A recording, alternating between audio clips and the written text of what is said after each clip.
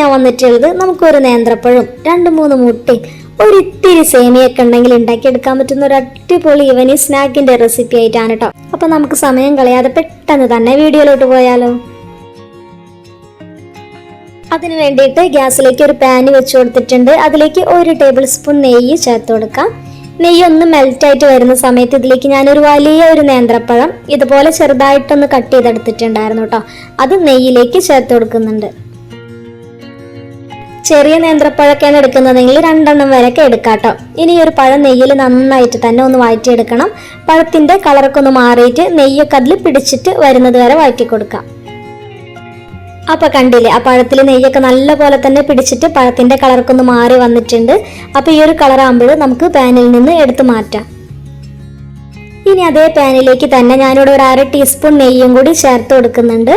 ഇനി ഇതിലേക്ക് 1/2 കപ്പ് സേമിയ ചേർത്ത് കൊടുക്കാം. ഇനി 1 മിനിറ്റോളം നമുക്ക് സേമിയ ഒന്ന് ഇതുപോലെ ആ നെയ്യിലിട്ടിട്ടൊന്ന് വറുത്തെടുക്കാം. അപ്പൊ വറുത്ത സേമിയാണെങ്കിലും നെയ്യിലൊന്ന് ഇതുപോലെ ഒന്ന് ചൂടാക്കിയിട്ട് എടുക്കാം കേട്ടോ.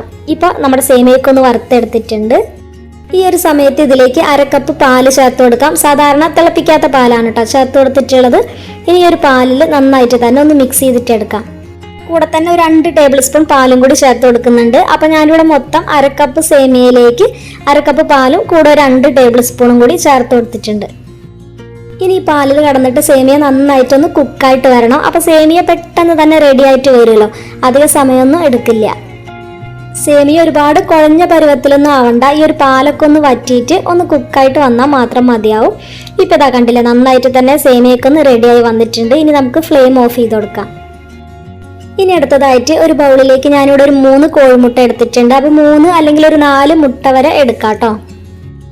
ഇനി ഇതിലേക്ക് ആവശ്യത്തിന് മധുരം ചേർത്ത് കൊടുക്കാം. അപ്പൊ ഞാനിവിടെ ഒരു 4 ടേബിൾ സ്പൂൺ പഞ്ചസാര ഇതിലേക്ക് ചേർത്ത് കൊടുക്കുന്നുണ്ട് കേട്ടോ.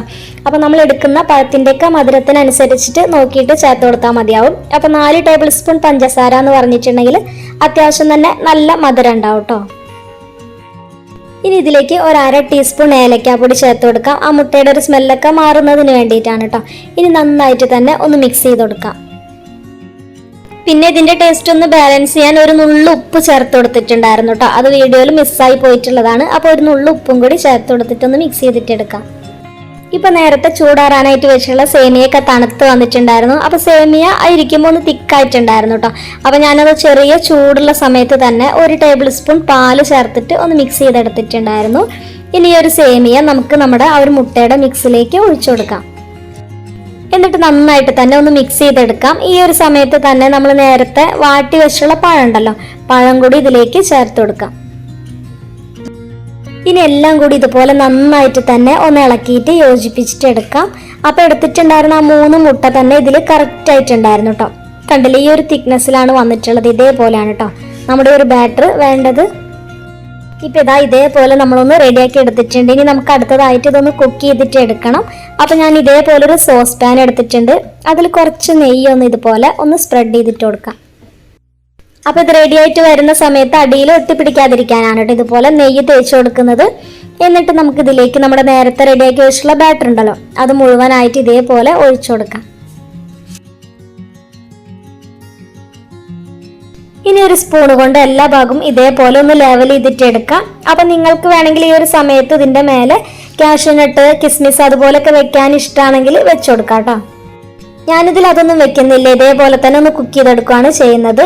ഇനി നമുക്കിത് മൂടി വെച്ചിട്ട് ഏറ്റവും കുറഞ്ഞ ഫ്ലെയിമിൽ ഒരു 20 അല്ലെങ്കിൽ ഒരു 25 മിനിറ്റോളം ഒന്ന് ബേക്ക് ചെയ്തിട്ട് എടുക്കാം.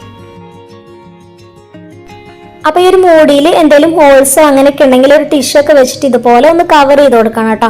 ഇല്ലെങ്കിൽ ആ മേൽഭാഗം നമുക്ക് പെർഫെക്റ്റ് ആയിട്ട് കുക്കായിട്ട് വരില്ല.